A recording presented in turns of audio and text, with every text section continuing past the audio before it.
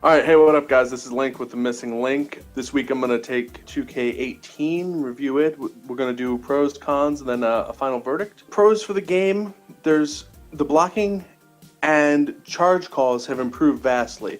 The way NBA 2K17 worked, when you would drive to the basket, if there was another player standing there, every time it would either be a blocking call or it'd be a charging call. So you'd end up with, blocks or charges in the middle of the court, which is it's not what happens in a real basketball game. They greatly enhanced the dribble drive system, being able to dribble between your legs, drive behind your back. In the previous game, using behind the back dribble wasn't an option. You would throw the ball behind your back and throw it off the shin of the guy guarding you, and then it'd be automatic turnover. Now you can actually chain moves together, and it makes sense. You actually feel like you're dribbling a basketball. The help and AI defense has gotten a lot better. One of my big complaints was on a screen, they didn't know how to properly do help defense. Either your guy would run away or they would double team and leave somebody open. Now the computer actually moves the way it's supposed to. The shooting system has improved a lot as well. The way 2K17 worked, it was based on either pressing a button or using the right stick. And you were punished if you used button shooting. And as somebody who grew up playing Double Dribble and Bill Laimbeer's Combat Basketball, I'm a button shooter. So it made it a lot more difficult for me to play the game. This year, there's no more directional penalties, so you can press the stick far to the right and shoot, far to the left and shoot. Badges are visible. This is a big one. The way the rating system works, you can enhance your stats to a certain level, but in order to really become a good player, you have to get certain badges or perks. And you do these by repeatedly playing the game. The problem with NBA 2K in general is they've never told you how to unlock the damn badges. Just that you have to unlock the badges. So you had a general idea, it's maybe 150, 200 layups to get to teardropper, maybe 75 offensive rebounds to get to another badge. Now it actually shows you how many you're getting and how close you are to achieving the badge. They cut out the coach cutscenes during halftime and timeouts, and I really love this because it was about 3 cutscenes. There's one where the coach gets onto you at halftime. There's one where the coach asks you what you're doing after the game, if you want to go get tacos. And then there was one where the coach said, play harder. And I like tacos, but that shit still is aggravating when you can't skip through it. Also, I had to keep squeezing that orange juice about 35 times last year. Per game, don't have to hear it now. And then my last pro is actually the commentary. Commentaries improved a lot this year. It's actual professionals. It's actual people who know the game, who call the game. I mean, Chris Webber, Steve Smith, guys who are, Hall of Famers who have analysis of the game. And they're keeping up with the audio of, what's happening. They talk about, LeBron and the big trade that happened in the offseason. I think that's cool that, you can start a game and hear that kind of stuff. The soundtrack was good last year. The soundtrack is good this year. A lot of good classic songs, classic Busta Rhymes, Souls of Mischief, Mobb Deep's in there, R.I.P. Prodigy. Also, I'm still not too deep into career mode, but I was able to talk some shit to Kyrie Irving, and I really enjoyed that. Couldn't say what I wanted to say, but I could say a couple things, so that was all right. Now, the cons. Get ready. I know a lot of people have talked about the VC system and how it feels scummy, and there's a good reason for that. That's because it's scummy. It's really exploitive. You start out with about 6,000 VC in the game, and that sounds like a lot until you go to the shoe store and you realize a pair of shoes is 4,000 VC. And you can earn VC by getting a shoe sponsorship, but you have to buy a pair of shoes, and the shoes are 4,000, obviously. You can change all the customizable features are now locked in and have to be purchased with VC, and there's no previews. So if you want to change your hairstyle, you have to just buy the hairstyle and hope it's cool. And you have to just change your facial hair. My character has this weird, scraggly beard that's, all patchy and shit.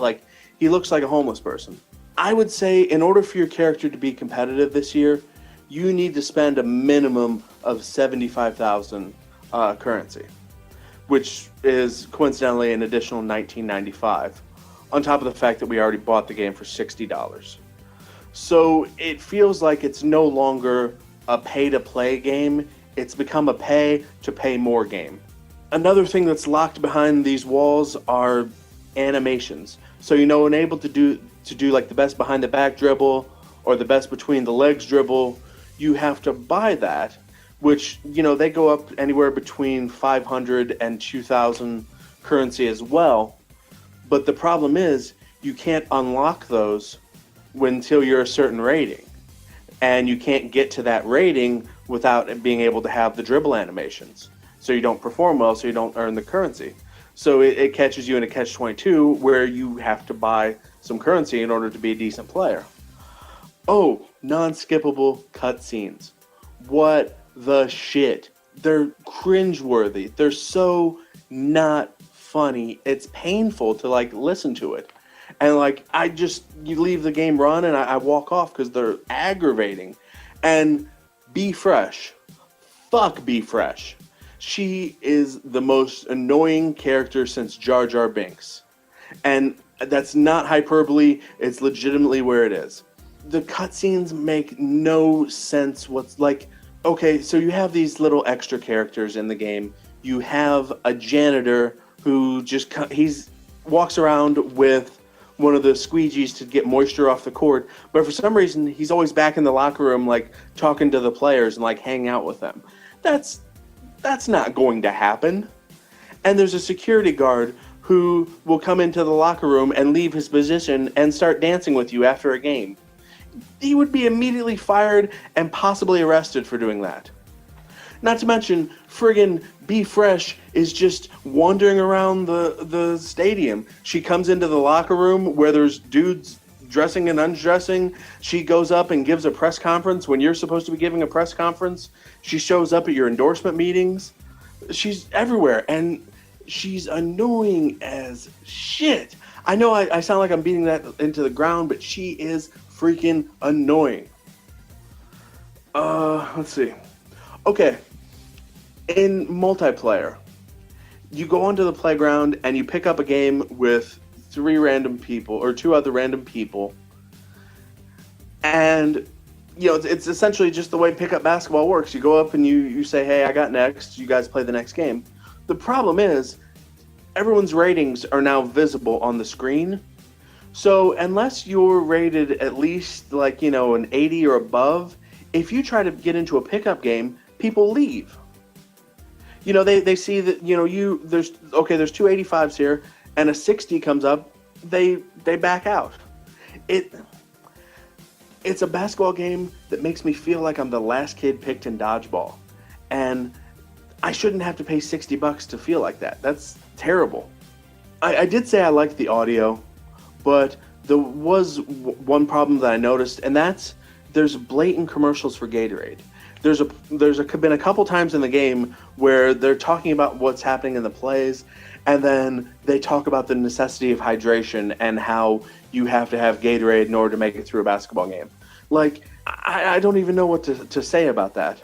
Not to mention, there's another time where I'm coming back to my house, and Be Fresh is just sitting in my house eating a bowl of Reese's Puffs, talking about how awesome Reese's Puffs are and how she's already ate 2 boxes today and she's going to go buy a new box. And your character says, oh, save me some, they're so delicious. I feel like I just watched an infomercial for Reese's Puffs on a game I paid $60 for. The new feature introduced this year is the neighborhood. And the neighborhood essentially takes all of the customizable options and puts them all in individual stores within a 2-block radius.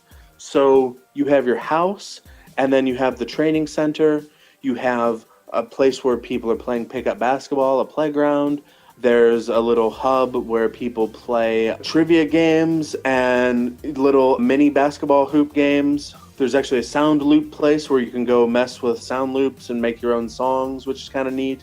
But the problem with this is that none of them are very close to each other. It's the size of a legit block.